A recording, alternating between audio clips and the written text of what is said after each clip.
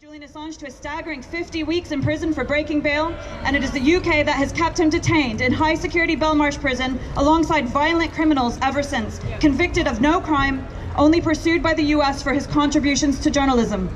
If anything happens to Julian Assange in the UK or the US, the UK also bears responsibility. We won't know the outcome of these proceedings for some weeks. It is our hope that justice will prevail and that this will be the end of the decade-long persecution of Julian Assange.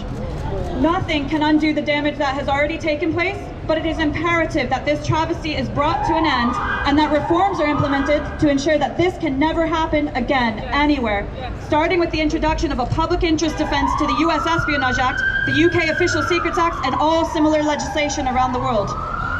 What is at stake here is not only the rights of one man, but the ability of journalists everywhere to do their jobs, to hold power to account and ensure our ability as the public to access information that we have the right to know.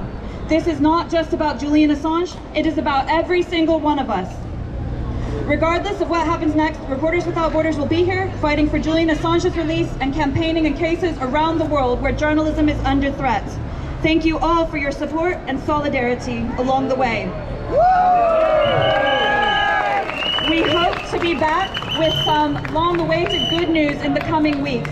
But in the meantime, we call yet again for these charges to be dropped, this case to be closed, and Julian Assange to be immediately released.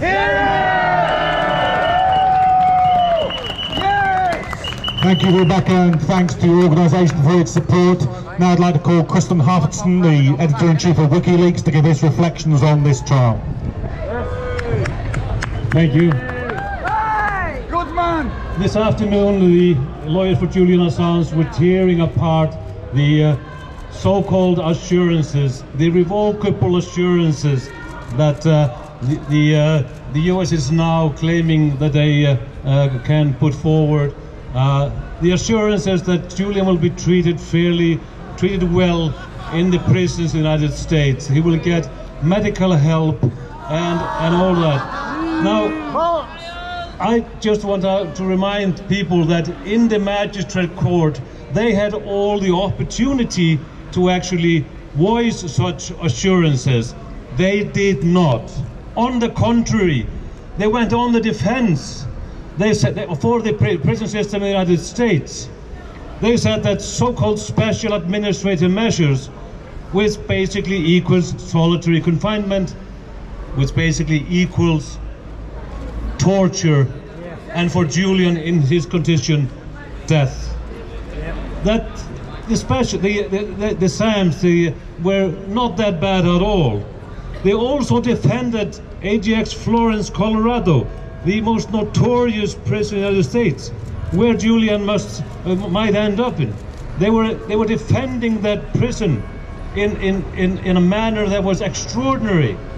They were saying that Julian or prisoners in AGX Florence, they could have recreational activities. They could play bridge.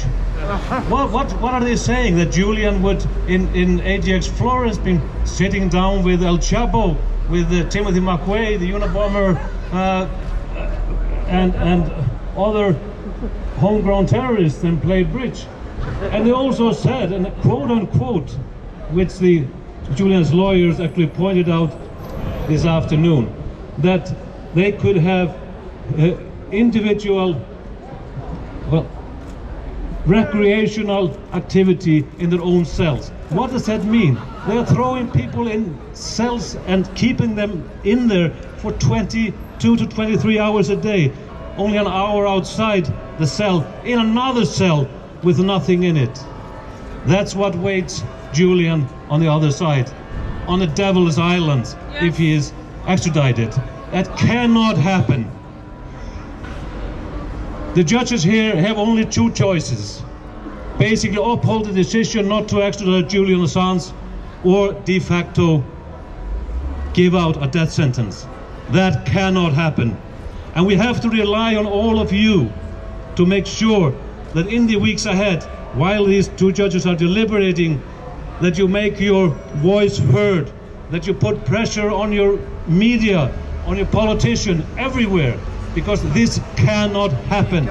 This must come to an end. Thank you. And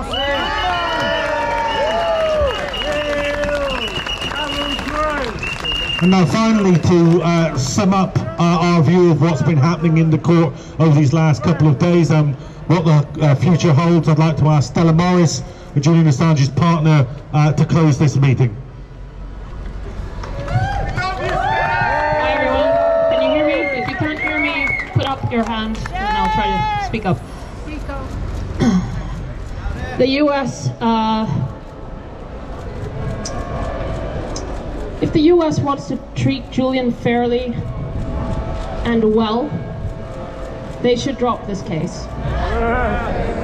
They should release Julian from prison because he is suffering right now.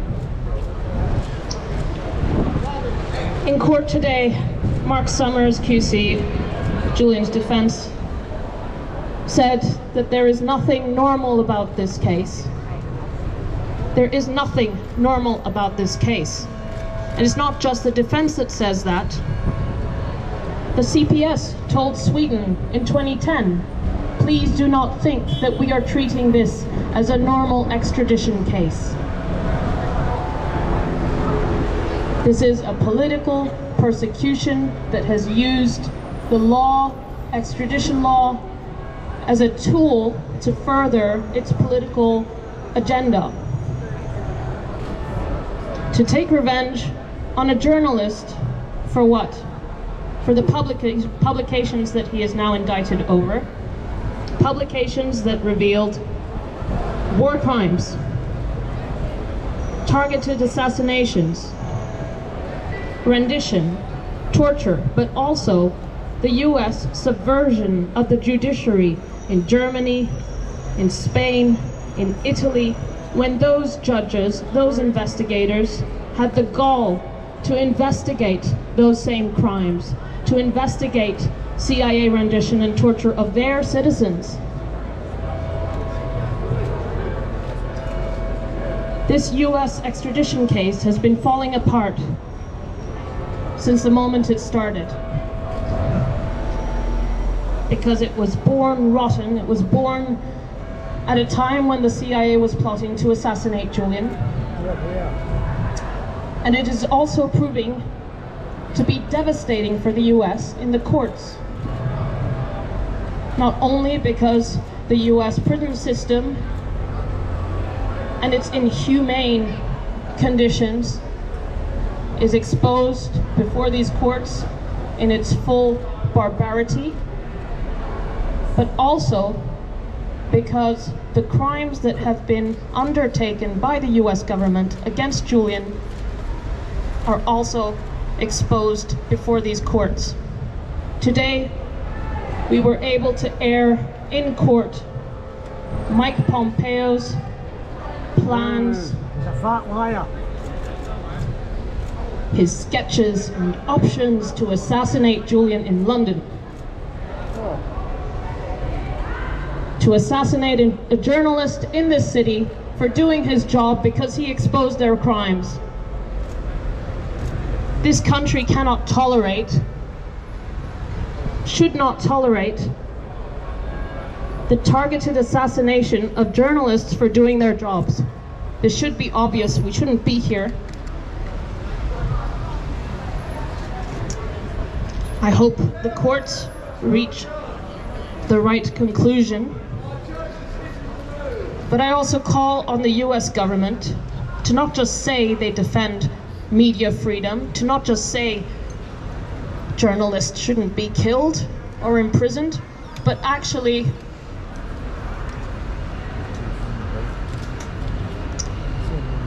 they should walk the walk, not just talk the talk.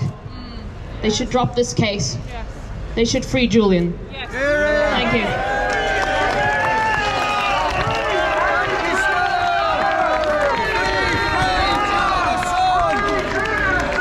Thank you. Thank you all for coming, and thank you to the journalists who've reported this. I'd just like to leave you with a couple of thoughts about how this has got to go forward now.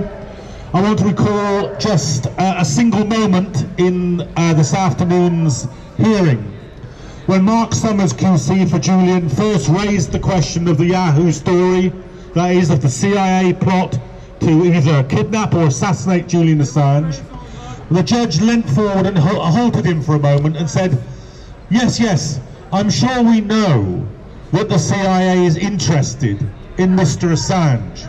And Mark Summers had to stop him and say, it's not about them being interested, it's about them plotting to kidnap and kill him. Now that judge must be one of the very few people in this city that doesn't know the facts of that plot or can't see the significance of them for this case. So if he can't see it now, it's up to every journalist, every citizen, every campaigner to make sure that as they think about their decision in this case, they do know about it, do understand it, do understand that this is a political trial, that in a political trial you can't assume that the people bringing the prosecution are acting in good faith when they give you assurances of good treatment for the very person whom they're seeking revenge on for exposing their war crimes. That's not a sensible or serious attitude, and only public campaigning can change that now. Every court case is won 50% in court and 50% in the court of public opinion.